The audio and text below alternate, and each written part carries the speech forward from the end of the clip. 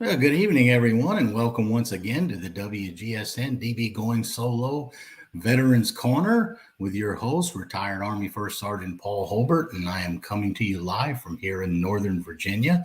For those of you that have been watching the show, you know that we highlight veterans and their experiences on our show and allow them to share their career and what they've been doing all these years, and both in the military and after they've left the service. So we're going to get into tonight's guest here in just a minute. But before we do, I want to take a moment just to thank our two wonderful sponsors of our veterans show, Quest Jewelers from Merrifield, Virginia.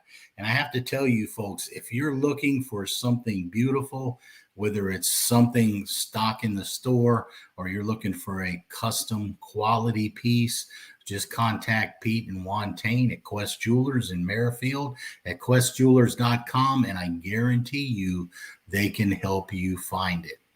Our other sponsor as well we want to thank is Nationwide IT Services.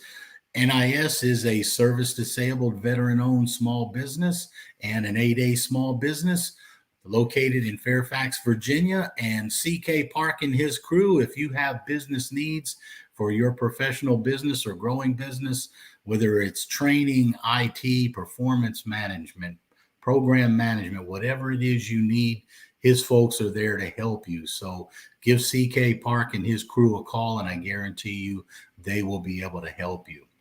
So let's meet tonight's guest. And one of the things that I struggle with here on the show is getting female veterans. So I am really happy to have tonight Deborah Harris. Debbie is a 26-year retired Air Force Master Sergeant and from St. Louis. And, one of the interesting things about Deb was she spent a lot of time with her grandfather, and he taught her a love of baseball. And one thing you'll notice behind her is the Cardinals photo on the wall of the picture. And of course, according to Deb, the St. Louis Cardinals are the best baseball team there is. So I think that one interesting note was when she was in grade school, her grandfather actually taught her how to draw a baseball scorecard and keep score. So kind of an interesting note there. Well, Deb also ran the gamut in high school, from the National Honor Society, from being a cheerleader to later morphing herself into being one of the first females to attend the shop class in her high school. So she had a little bit of variety there. And so as Deb left high school, she went to college at Poplar Bluff, Missouri, where she graduated with an associate degree in ag business. But she also went on to Arkansas State University and Southeast Missouri State University in pursuit of her bachelor's degree. So, Deb, welcome to the show, and we're glad to have you on. Thank you. Glad to be here. Yeah, I think that was interesting, though, that your grandfather was able to teach you how to draw a baseball scorecard and keep score before you even really got into school very well. Oh yeah, my grandfather was the biggest Cardinals fan you could find, and this was before all the games were broadcast on TV and everything, and we'd sit around the radio. This is telling my age, but we'd sit around the radio and he'd be, write that down. That's a 631. Right. That's a 247, and I'd be writing out just as fast as I could. But yeah, he got me. He's the one who made me the Cardinal baseball fan I am today. Well, it's I notice, in your bio, it said that you kind of fulfilled a lifelong dream of serving in the military.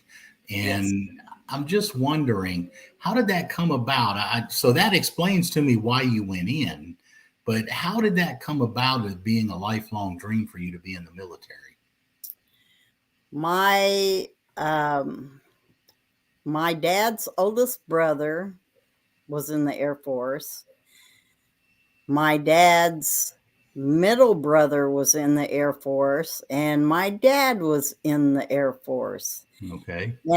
And I used to watch, all the all the war movies and stuff, with my dad and Mhm. my grandpa and things like that. And I'd hear them tell, stories of where they'd been, things they'd done. And Yeah. I thought,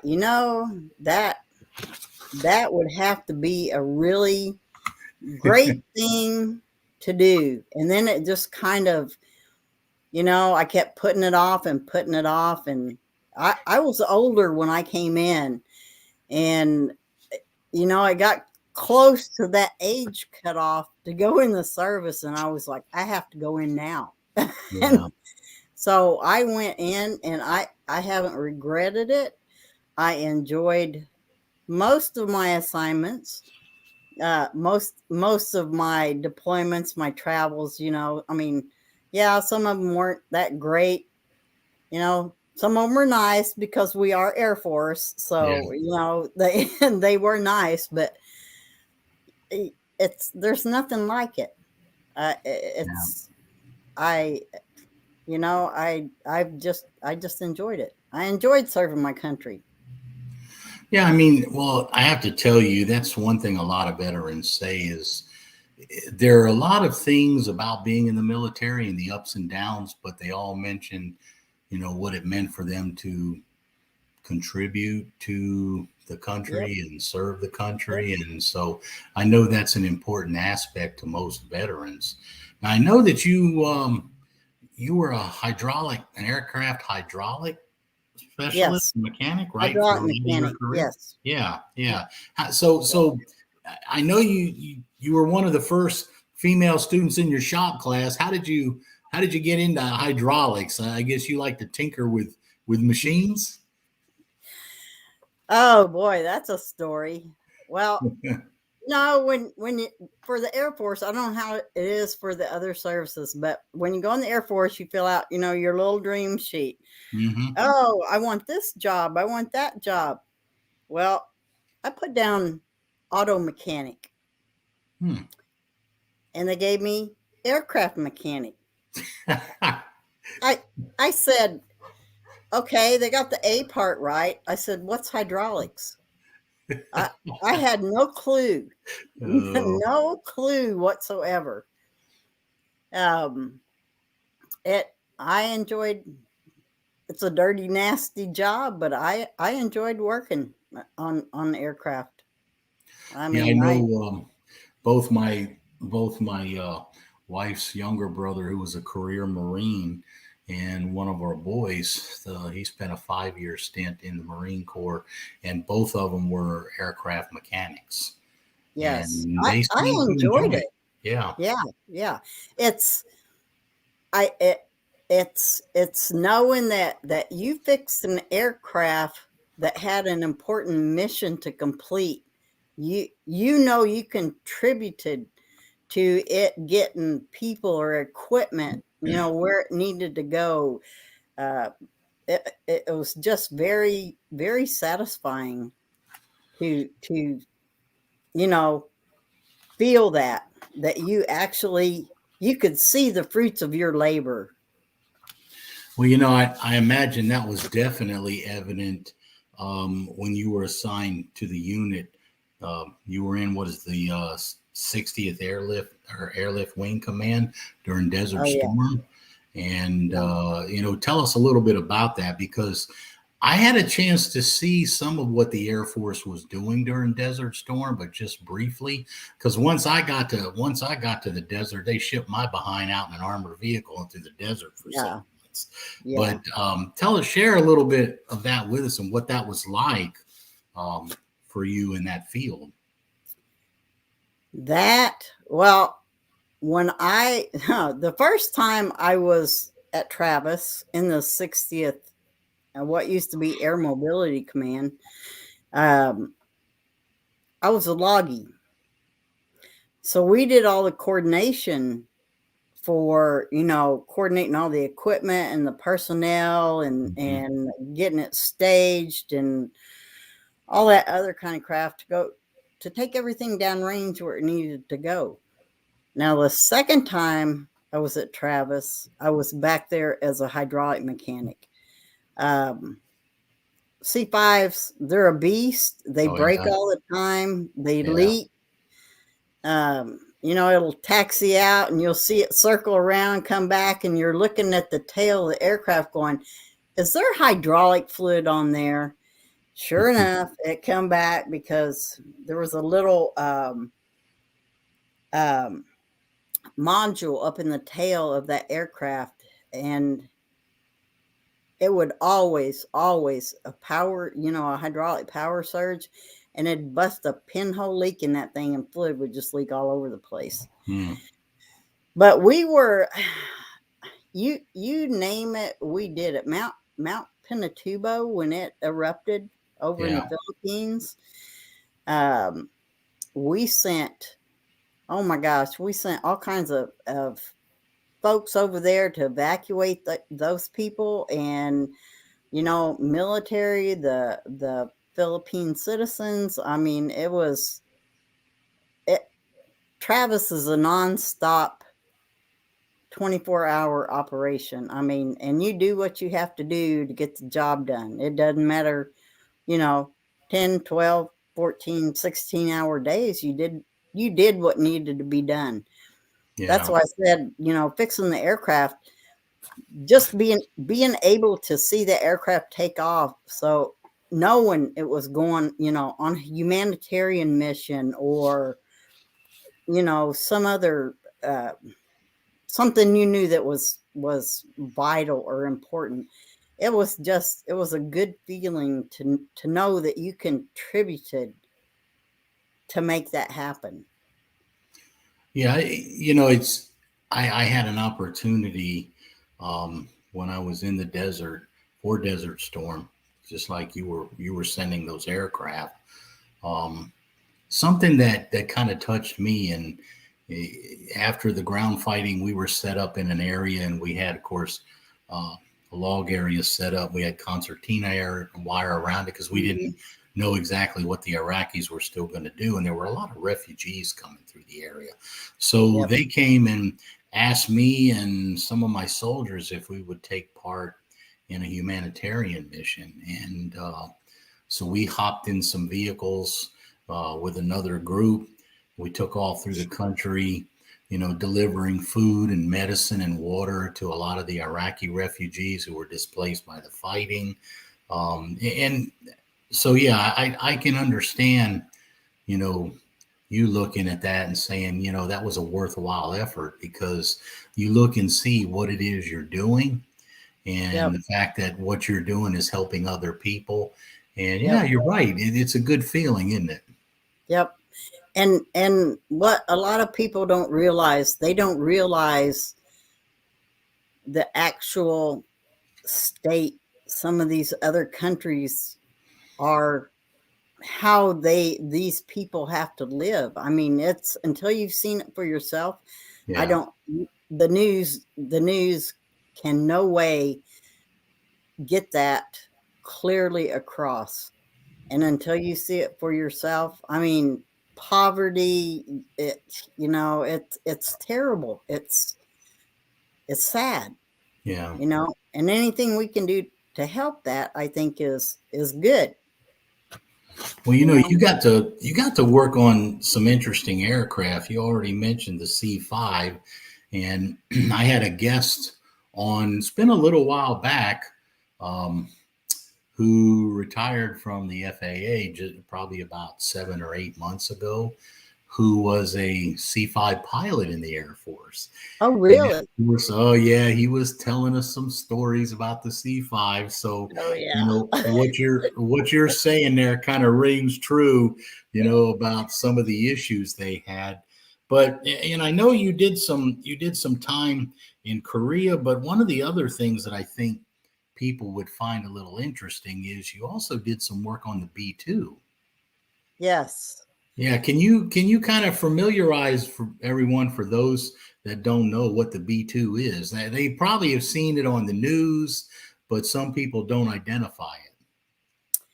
The B-2 is the bat-looking bomber, premier bomber of the Air Force. I say it's premier bomber. others will say the B-52, but hey, potatoes, Yeah. they get the job done. And that we had to handle that thing with kid gloves, let me tell you, because of the nature of the beast, so that one was pretty interesting to work on. Well, I know, I mean, of course, I'm by no means an expert on aircraft because I spent all my time, in the Army pounding the ground with other guys. But I know a little bit of the history of the B-52 and how much that meant to the Air Force and the load that it carried Yeah. when they first started flying it, and then during the Cold War, how they relied Yeah. on the B-52. So I think when the B-2 came out, it's much smaller, and people were reluctant to think that here's an aircraft that can perform, for us just as well as this workhorse that's been around, since the 60s. Yep. Smaller crew and, nonstop flying straight where they needed to go and right Yeah. back home. Yeah, I So, know. yeah. And tell me if I'm wrong, but I think the 52s were kind of like that too. They could fly them on long range missions and return them, couldn't they? I don't know a lot about the B-2s. For one thing, I never worked on them, so I don't know, but Okay. I don't know what kind of refueling capabilities Yeah. they had. Yeah. So I imagine they didn't have the range though that the B-2 bomber had, which I think was Yeah. one of the advantages. Yeah. So did you work on the hydraulics on the B-2 as well? Yes. Yes. I worked in the hydraulic back shop. Yeah, so you've had some pretty interesting experiences while you were on active duty. And like I said, I know that you spent some time in Korea as well, Yeah. in Arizona. Where else you were in Germany for a little while too, weren't you? Yes. Yeah. Well, I started out at Williams Air Force Base in Arizona, which the military closed. That was the largest training base in the United States, T-38s and T-37s at the Yeah. time. And then we moved out to Travis, out in California. Then I went to Korea, then back to Travis, Hmm. then to Missouri, then to Italy, then to Okay. Germany. Yeah. So you kind of got to do the tour, didn't you? Yes, I enjoyed it, and my kids got to. When I went to Italy and on to Germany, my kids were older. They were in high school. They didn't want Yeah. to come with, because I can't leave my friends. Yeah. And but they did come over and spend summers with me, and things like that. And we traveled, so they got the opportunity to see a lot of Europe. Yeah, that's always good because kids, military folks get exposed to a lot, and that's usually good for them in the long Yep. run.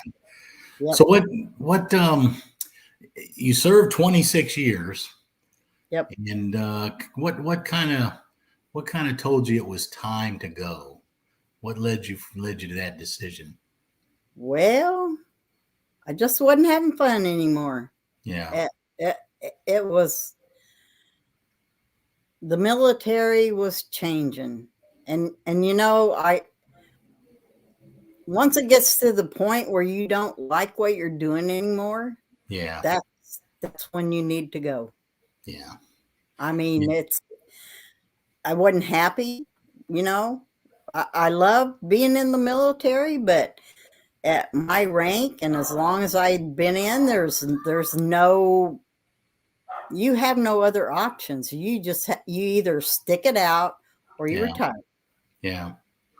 Yeah. I mean, So well, I can understand that because I know it was an injury for me that where I had to have arthroscopic surgery that kind of helped me push me into that decision as well. yeah. Well, what I want to do though is we're going to take a short break here for just a moment, and Okay. when we come back, I want to continue our conversation because I think you have some unique perspective to share with us. So we'll talk about that when we come back from our break. So those of you out there in the audience, we'll be right back after you see our videos from our sponsors.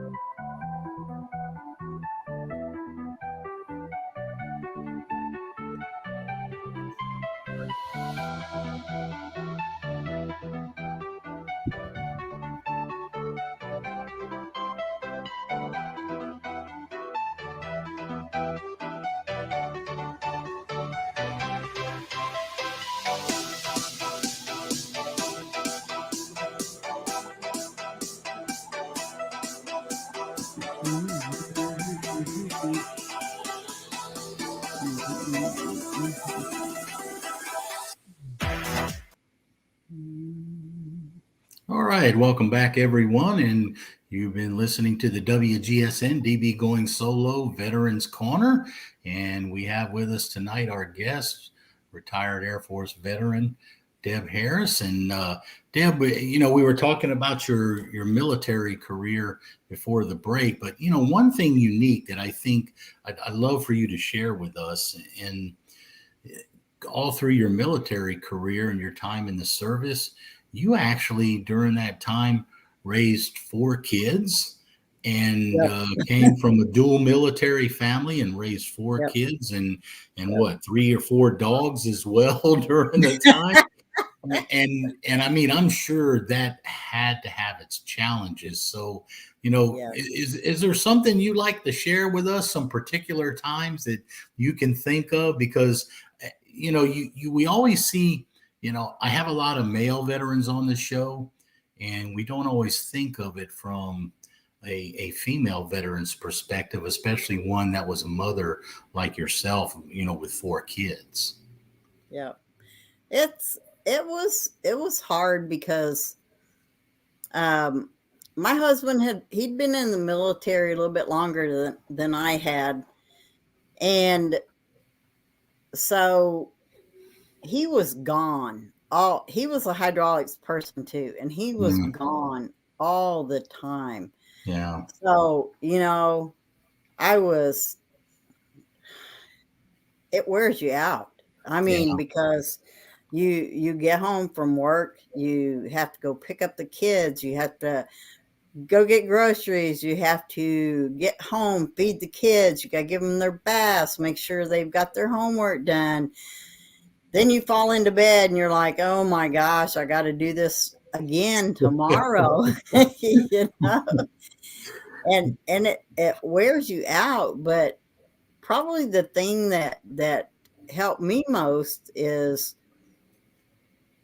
those times I had some good female civilian friends, and they would help me. They helped me out way more than I could ever thank them for.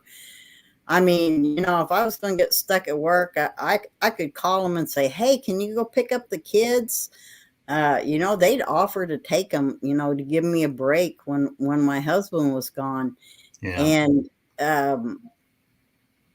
And if you don't have a support system of some type, because we didn't have it. We were never stationed close to family when the kids were small. But if you don't have some kind of support system, it will wear you out and wear you down, because it's you don't get a break. You Yeah. know, it's just it's like working nonstop. You know, not only your job, but then you have a job taking care of your kids. You know, make sure they're fed and you know, bathed and everything that they need. So your needs kind of get pushed to the back burner. Yeah. And yeah, even I mean, even an hour, 2 hour break where you could take a shower without a kid beating on the bathroom door, going, "Mom," you know. I mean, to me, those were luxuries. Well, I But know, I was just going to say, I know from being in the positions I was in the Army, especially when I was a first sergeant. And, you know, we were deployed to places. And, you know, when I ran back and forth from Bosnia and Kosovo while we had soldiers deployed, and whenever I was able to go back to our unit in Germany, I always tried to check on the spouse group that was back there, you know, the soldier spouses. And of course, the yeah, majority of them were, you know, were female spouses. We had yep, only like one or two male spouses. But, you know, you see the challenges they went through. And a yep, lot of them weren't even really working. Some of them worked part times, you know, those types of things. And they had yep, kids. So, you know, I can just imagine what it was like in your house raising four kids when your husband was gone, and then you had a full-time military job as well. yeah, and you know, once the kid where when it got to the point where the kids needed daycare, you know, at one point you know, my pay was so low. It's like, do I stay in because all my money is going to childcare? You Yeah, know, I mean, out of every 2 weeks, I would clear maybe $200, and it's like, you know, it's rough, but it depends on how bad you want something, and I wanted to stay in, so I made it work. You know, we made it work. And I was lucky because when I had my tour in Korea, my husband, he was out of the service by then. So he was the stay-at-home dad. yeah, So, you know, that took a lot off my mind, because I knew that, you know, he was there. He made sure the kids got to school and all that other stuff. yeah. And he worked part-time, but you know, it was, in fact, he worked at the school part-time as a teacher's aide. Oh, So yeah, so that worked out really good, you know. But you can't hope you get lucky. You have to work at making things work for you. You yeah, know, you can't sit there and say, poor me, poor me. You have to get off your behind and find those opportunities and get help, you know, ask for help. um, like I said, I was just lucky that, and the two ladies I was really good friends with that helped me out the most, um, both their husbands were military, you know, and they were stay-at-home moms. And it just, you know, it was awesome to make friends with, because female in the military back when I came in, you know, it was a whole nother mindset as far as, oh yeah, she's after my husband. You know, people had that yeah, mentality. That's the only reason you came in, because, oh, you're after my husband. But you know, the mentality back then for women in maintenance career fields, it was terrible. yeah, Uh, And I was lucky that, these women, they knew it was a job. But I wasn't there after their spouses or whatever. And we became friends, and we still stay in touch to this day. And it's been 30 something years, you know. And my kids, they still know. They'll still talk about, hey, do you remember when so and so used to do this, or when so and so, she used to take us to the park after school, and the kids, they remember things like that. Yeah, it's so you have the four kids, and you have what was it? You have three grandchildren now. I have 2.5 grandkids. I got one is due in November. 2.5. Okay. Yeah. So, yeah. So such a family like that, and managing all that through your Air Force career is just kind of incredible. So, that's why I thought it was unique. Now you retired, and I understand you're continuing of course aviation uh, your aviation profession uh, with the FAA in Washington, right? Well, it's located in Washington, but you're located outside the headquarters area. Yes, I'm in Kansas City area. So Yeah. what is it you do now? I am the records management officer for one of the organizations in ABS, Okay. aviation safety and aviation safety. Well, And that, um, working on my bachelor's, my master's, I learned that I like doing research. And I when I first came in the FAA, I kind of got the records program for our office thrown at me, going, here, you're a records person now.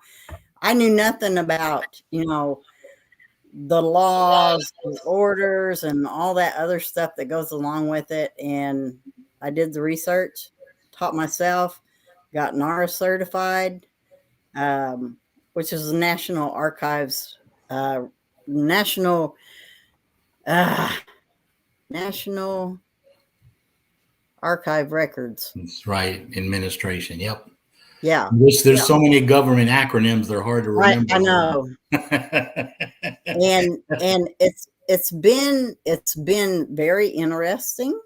Yeah. Um, it's a lot of research.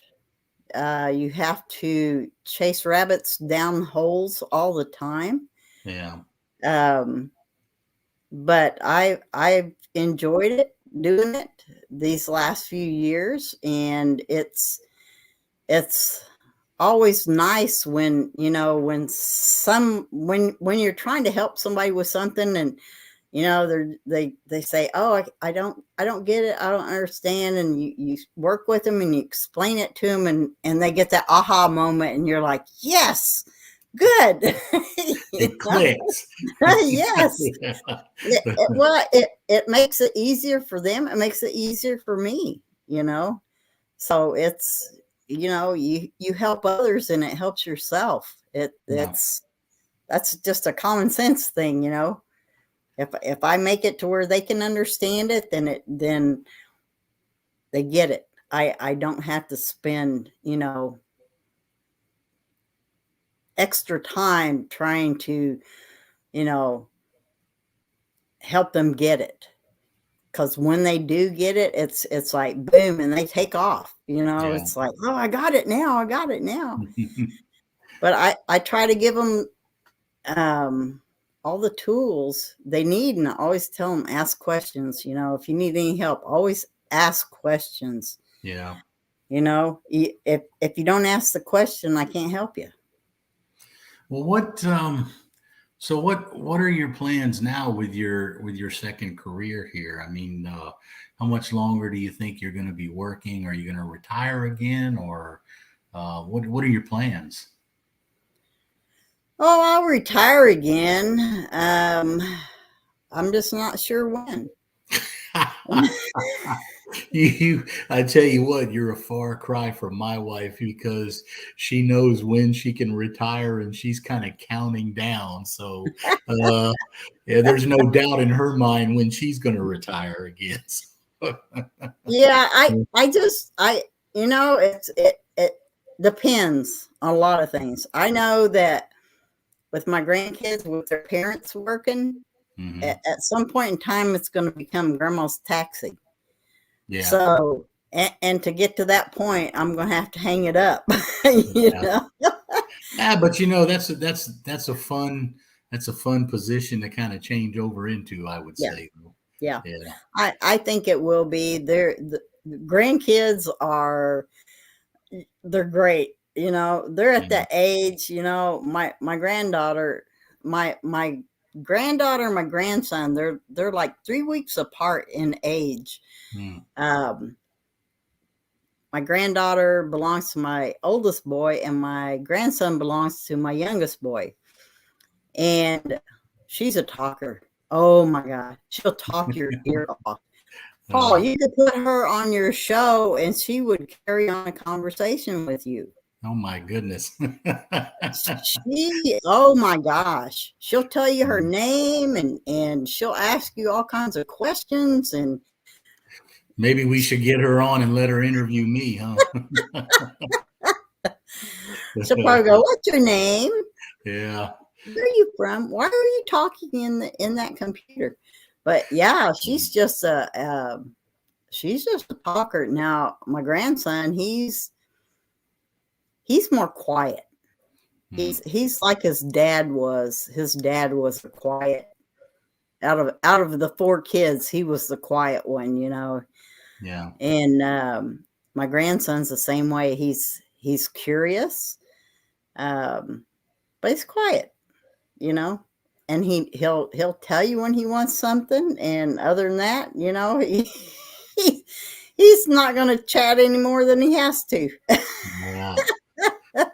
Well, let me ask you this. So when you're besides playing taxi for your grandkids, um, what else do you have planned to do? I know you like to travel and do things like that. So what Yes. else are you got any particular trips planned that you want to take or Maybe, you know, when after I retire and the grandkids are old enough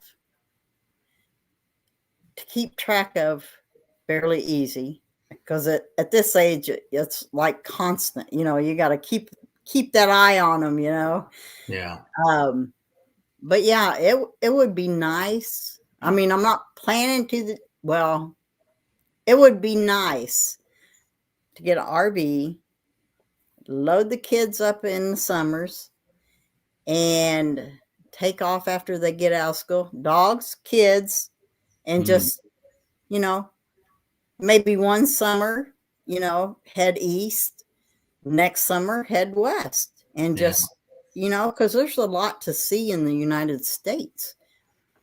And Yeah. that's something that we did with our kids when they were small. We took them all over to see, you know, Grand Canyon, the Painted Desert, Meteor Crater, Yosemite, Mm, you know, just all kinds of places there, because there's so much. Of course, out west, you got those big, wide open spaces, so you got a yeah. lot of driving to do. But I've never been to Niagara Falls. I'd like to see that. Well, I took my first trip up there a couple of years ago with my wife, so don't feel bad. It took me until I was over 50 before I made it up that way. So yeah. Well, That's I think that would be interesting to yeah, see that. it's a pretty place. You know, it's I enjoyed it too. Well, I think that you're going to, despite your 26 years in the military and your second career, you know, it sounds like you're going to have your hands full moving forward. But Yeah. before we wrap up the show, though, there's something I want to ask you, and I usually ask all my guests. and you may have something unique to share, but um, from your perspective, if there was one thought that you could share with the audience, whether it's about your time in the military or just in general that you've learned that you could share, what would that be?